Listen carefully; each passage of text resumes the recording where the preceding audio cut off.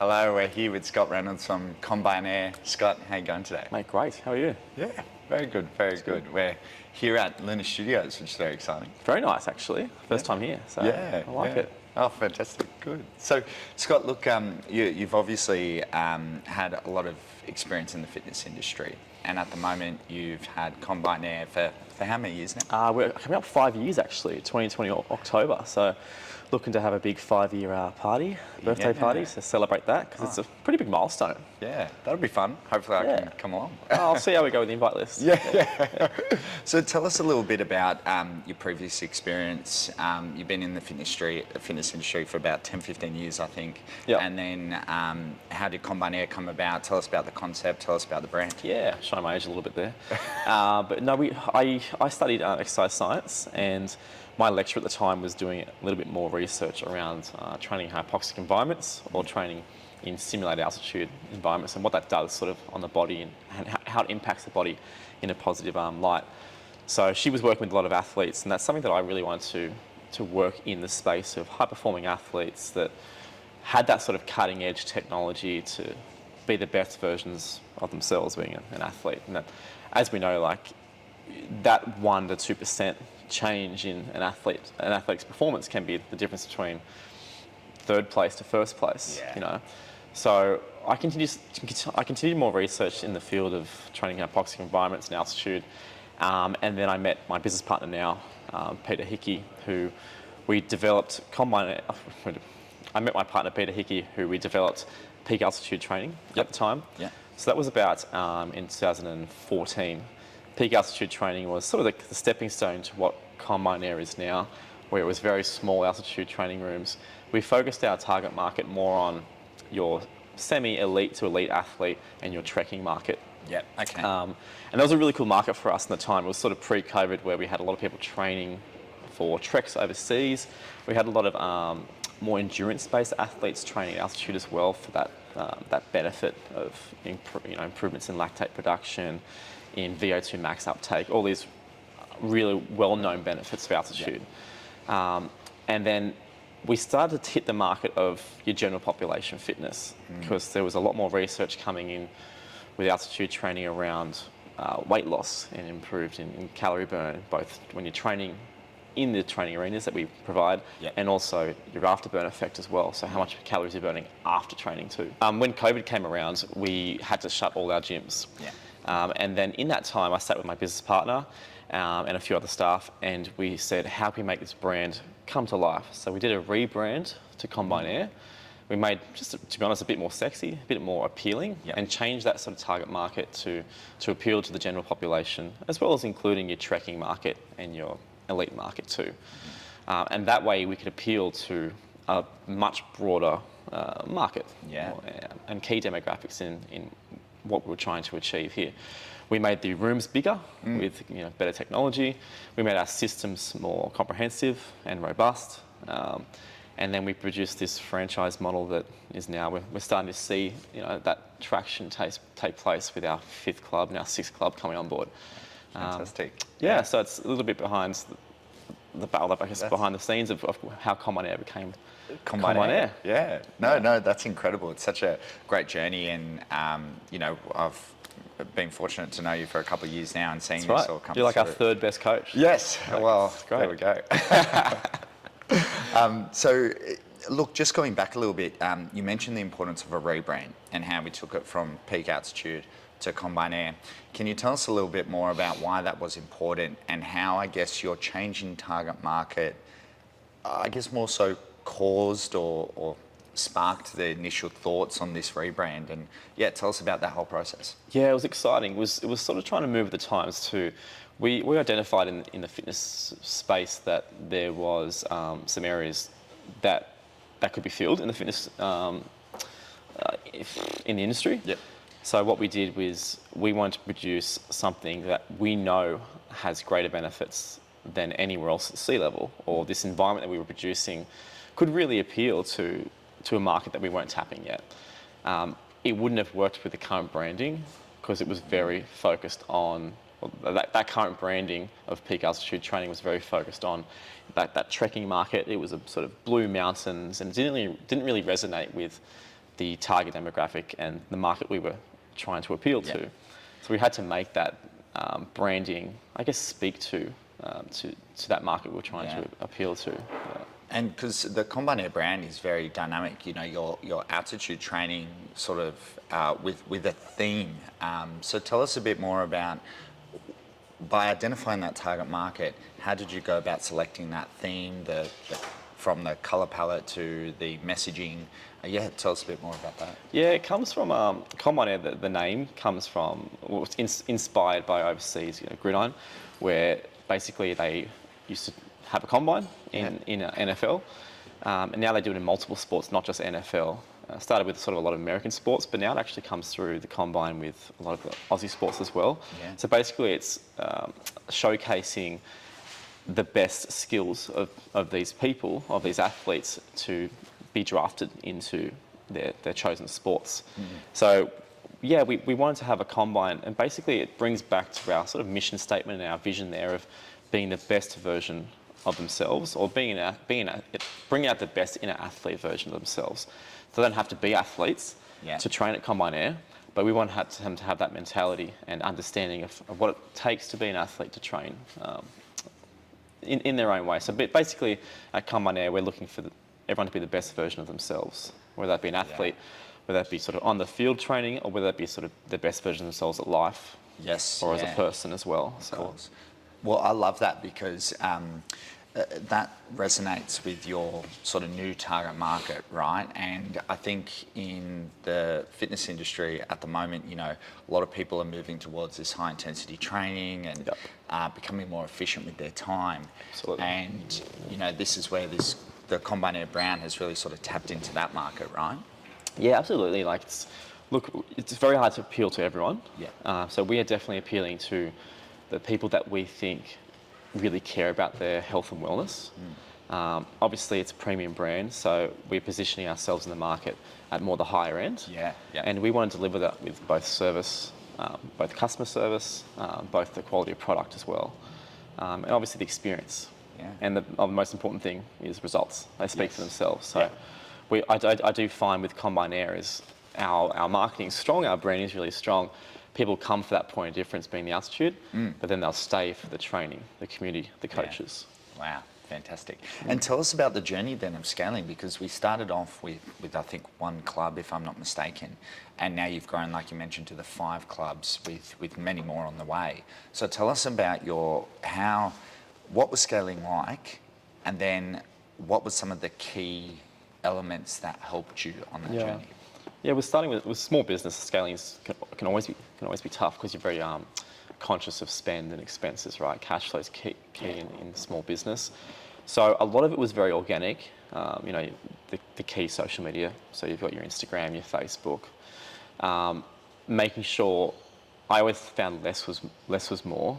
So when you're doing your branding post or anything like that, you don't want to oversaturate yourself with too many posts or too much information. So very clean posting, videos, and just really trying to resonate to that target market, which is key there. So, for example, it might be a video on just the results and the benefits people are seeing from what they're getting at Combine Air. As we sort of start to scale now, budgets grow. We have a team that have come on board at Combine Air at HQ to help us expand as well. Very exciting. Yeah, it's always important to sort of never lose that mission and that goal, because that keeps bringing back to any sort of marketing that you're doing, right? So it sounds like on that process to scale, marketing was a crucial element, because you mentioned you're growing a lot organically, pretty much through socials, because your product is a very visual based product too, right? That's a bit more in the direct to consumer sort of space as well. So tell us a bit more about internally how bringing in marketing and having that organic presence in-house has helped. Yeah, absolutely. You have to have, as I said, you have to have a clear understanding of sort of what that mission and what that vision is for your brand. So once you have that, sort of breaking down the layers and understanding the key marketing strategies. We originally at Combine Air went externally, just had a marketing campaign sort of externally. And what we were finding is because they didn't know the branding, they were coming back to us going, can you write content? Yeah. Can you provide us with the images? And we were like, oh, what are you actually doing then? So important, especially as you said in the fitness industry, it's very superficial to have the right imagery, to have the right wording that matches the branding and the language of Combine Air. Yep. Yeah, no, there's definitely lessons to be learned for sure of what we have done well, what we can improve on next time. But we still at HQ we have a marketing team, but then we have professionals that still come into place that I don't think you can ever replace those because they're literally going into the back end and changing things on a daily basis. Yes, which is super key.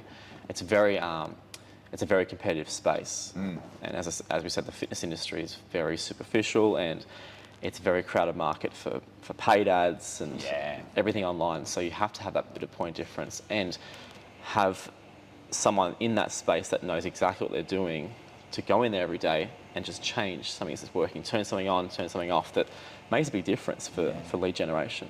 Of course, of course. There's a couple points I want to sort of circle back to, Scotty, because you mentioned something very interesting. When it came to your organic content, it's important to have a strategy.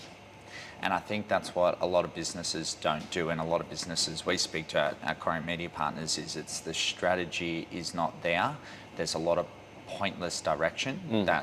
And organic is one component of that overall strategy, right? And then that sort of ties into lead gen as well. So tell us a bit about your lead gen process, and obviously you're going external for that.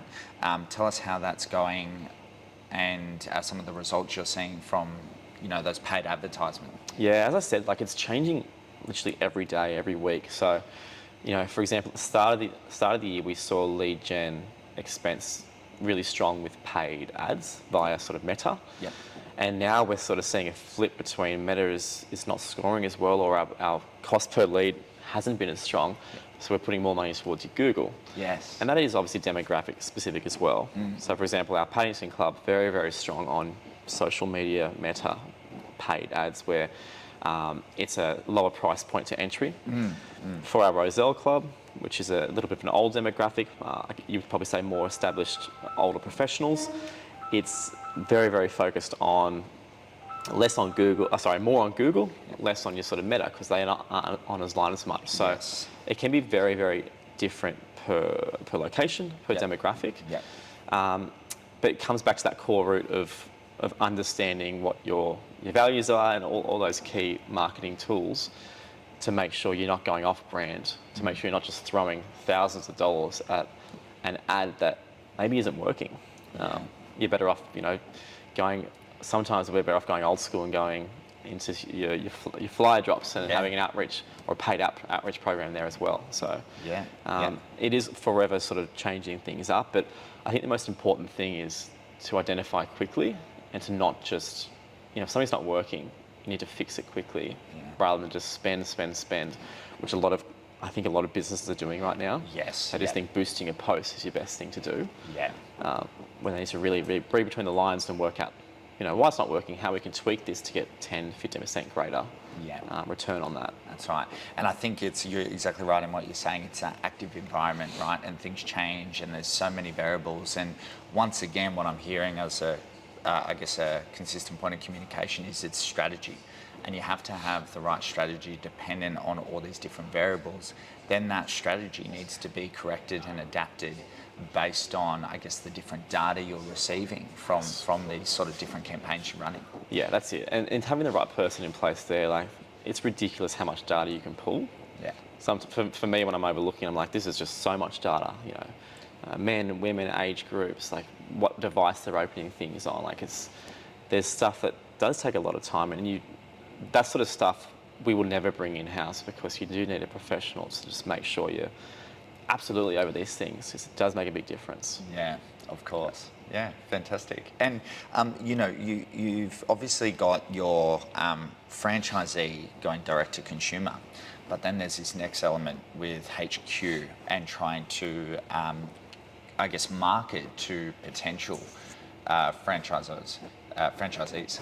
Yeah. So tell us a bit about your marketing attempts and how to attract that type of a market, because that's a bit more B2B. Yeah, it's a really Yeah. interesting one because we do have two target markets or two markets we're appealing to. Firstly, it's the club level to consumers or to customers, where sort of what we've been speaking about, like those targeted ads, making sure we're staying true to the brand and the language. Yeah. And then it's a complete flip where you're not targeting to consumers so much, you're targeting to potential franchisees. Yeah. So at a HQ level where we're focusing on having the right language, which is probably watered down because we're talking to business people, we're talking to investors as well. Yeah. So there are some common traits in both the marketing campaigns and the Yes. strategies, and then there's some completely different ones where it's nothing of the common air language until we are at that sort of second and third meet with a potential franchisee. Yeah. We start talking to them about our members are called All Stars, our training space is called the Arena. Yeah. We work on the field of green, like so. But if you were talking to someone on meeting number one or an ad number one, Yeah. you're like, hey, All Stars, let's hit the field of green any given day. They're like, what is going on here? Of course.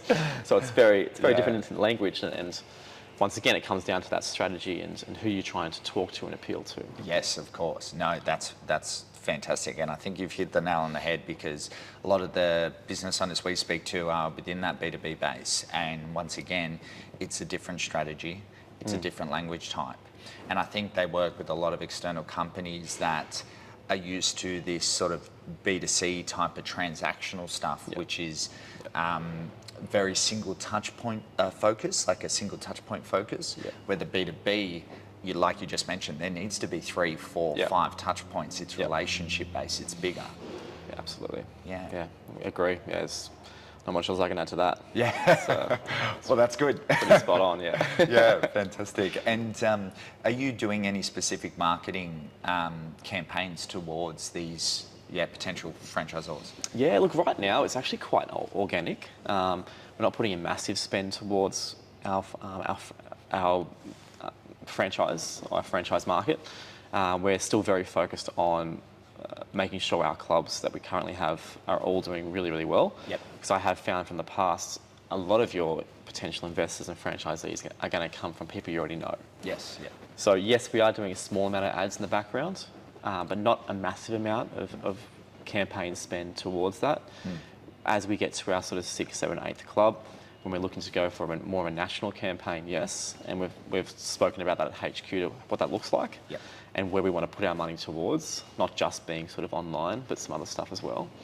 But right now, we're really focused on making sure clubs are the most profitable position as possible, because they're going to be your big sellers. Yes. Yeah. Great. Fantastic. Well, very exciting. A lot to come for Combine Air, and really watch the space, hey? Heaps, mate. Heaps. And I know you train there as well, so Yeah. any Love feedback you can always give me, let us know. Oh, mate, there's not much to say towards perfection. I Right? mean, that tight shirt's really showing everything up. It does. You know, you've got to keep the views. Got to keep the viewers. All right, Scotty. Well, thanks so much for today. Really, really appreciate it. And we're looking forward to catching up again soon. Mate, thank you for having me. Yeah. Love it. Great. Cheers, mate. Done.